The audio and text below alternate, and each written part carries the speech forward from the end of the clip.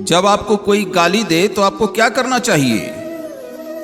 जब आपको कोई गाली दे तो आपको चुपचाप रहना चाहिए। जब आपका कोई अपमान करे और आपको बहुत गुस्सा आए, तब उस समय आपको एकदम शांत रहना चाहिए।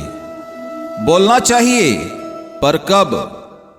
जब बोलने की जरूरत हो। जहां जरूरत नहीं है वहां बोलने से कोई लाभ नहीं है, कोई मतलब नहीं है। आप बोल रहे हैं, बोलते रहिए। भरी सभा में दक्ष प्रजापति ने शंकर भगवान का खूब अपमान किया। तुझे बैठने का ज्ञान नहीं, उठने का ज्ञान नहीं, शमशान में रहते हो, ये वो ना जाने क्या क्या कहा।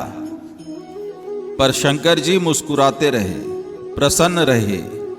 तो भैया, कोई हमें गाली दे और हमने भी उसको गाली दे दी, तो उसमें और हम में अंतर क्या रहा? कुत्ता जब आपको काटता है तो आप क्या करते हैं? आप भी कुत्ते को काटते हैं। यदि आपने भी कुत्ते को काटा तो कुत्ते में और आप में अंतर क्या रह जाएगी? यदि दुष्ट अपनी दुष्टता नहीं छोड़ता तो सज्जन को अपनी सज्जनता नहीं छोड़नी चाहिए। क्यों छोड़े हम अपनी सज्जनता? कोई हमें गाली दे रहा है तो देता रहे, तेरी मर्जी। जब तेरा मुंह दर्द करे तो चुप हो जाना। सास ने आपको गाली दी तो आप भी गाली दोगी क्या? बहू ने गाली दी तो आप भी गाली देंगी? आजकल लोगों को है ना, सहन नहीं होता। जरा जरा सी बात में गुस्सा, जरा जरा सी बात में। और सहना तो जरूरी है। एक बार क्या हुआ, पड़ोसी पड़ोसी दोनों में बात हो गई। एक पड़ोसी ने दूसरे पड़ोसी से झगड़ा करने लगा, तो वो पड़ोसी ने क्या किया, अपने घर का सारा कचरा उठाकर बगल वाले पड़ोसी के घर में फेंक दिया। तो बड़ा दुष्ट था वो, सारा कचरा उठा के बगल वाले के घर में फेंक दिया। पर जो बगल वाला था ना, वो बड़ा समझदार था, वो सत्संगी था, आप सबों की तरह कथा प्रेमी था। उसने सारा कचरा उठाया और अपने डस्टबिन में डाल दिया। और दूसरे दिन अपने घर से अच्छे अच्छे फल, आम, अमरूद, केला, सेब सब एक टोकरी में भरा और उस पड़ोसी के घर पहुंच गया। दरवाजा ठकठकाया, उसने दरवाजा खोला। जिसने कचरा फेंका था, दरवाजा खोलते ही देखा और उस पड़ोसी से पूछा, अरे इसमें क्या है? तो उसने कहा, भाई साहब इसमें फल है, मेरे गांव से दूर के रिश्तेदार आए हैं, वो बहुत सारे फल लाए हैं हमारे लिए, इसलिए मैंने सोचा कि आपको भी दे दूं। ये फल खाना बहुत ही स्वादिष्ट है। तो उसका पड़ोसी ये सुनकर पानी पानी हो गया।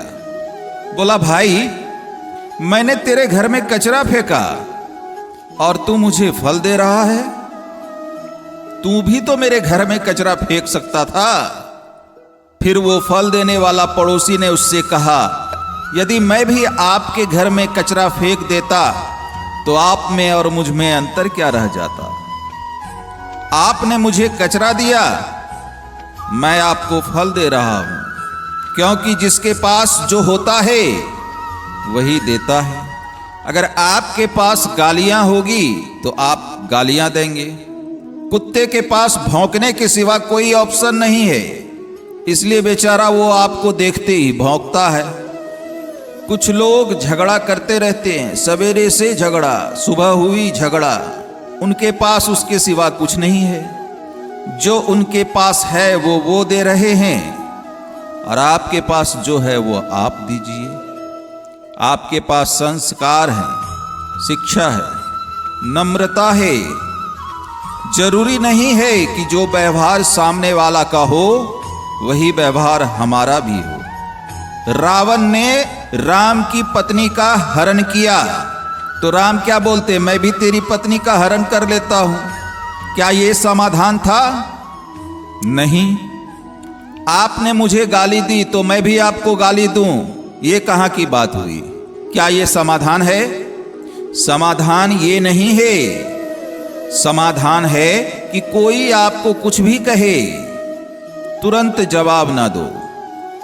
समय आने पर जवाब देना, बोलना, जवाब देना। तुरंत बोलेंगे तो कुछ भी बोल देंगे। थोड़ा रुक लो, थोड़ा विचार कर लो, शब्दों का संग्रह कर लो।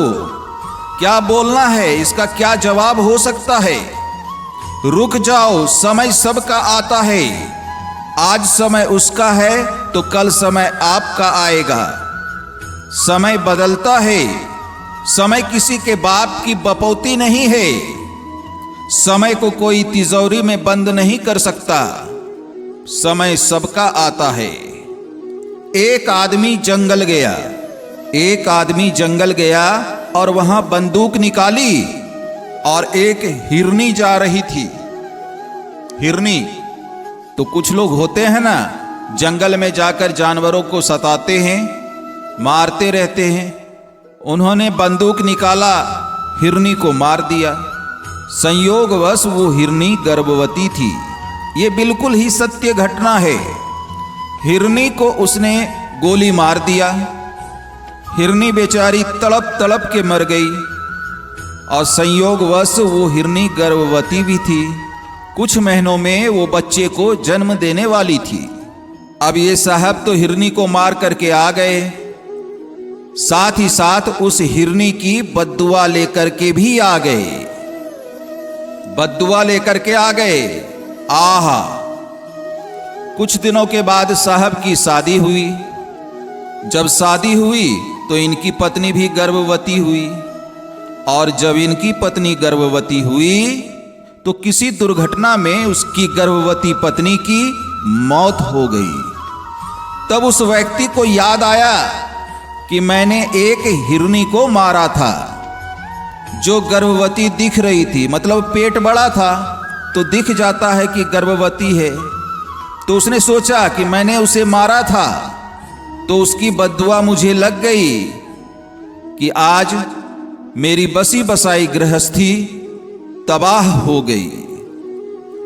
आपको क्या लगता है, समय केवल आपका है, बदलेगा नहीं? नहीं साहब, समय सबका बदलता है। किसी की बद्दुआएं न लीजिएगा।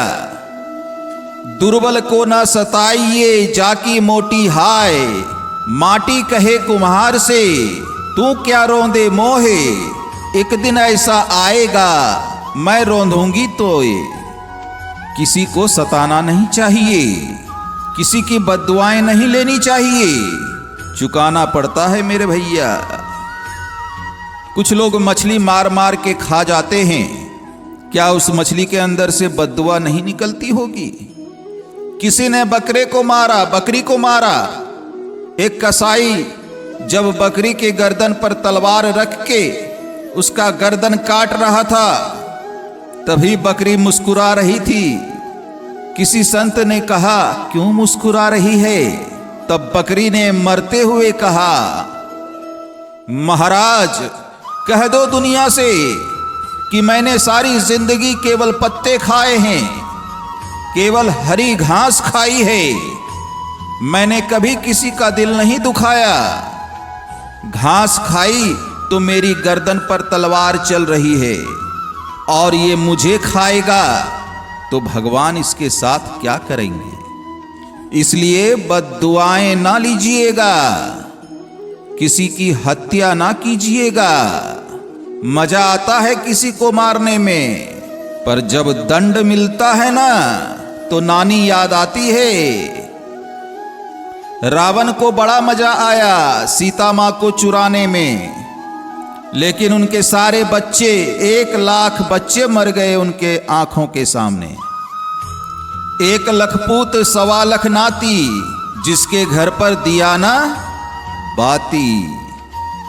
कोई रोने वाला नहीं बचा रावण के यहां। मजा आता है बुरे काम करने में, लेकिन जब उसका दंड मिलता है तो नानी याद आ जाती है।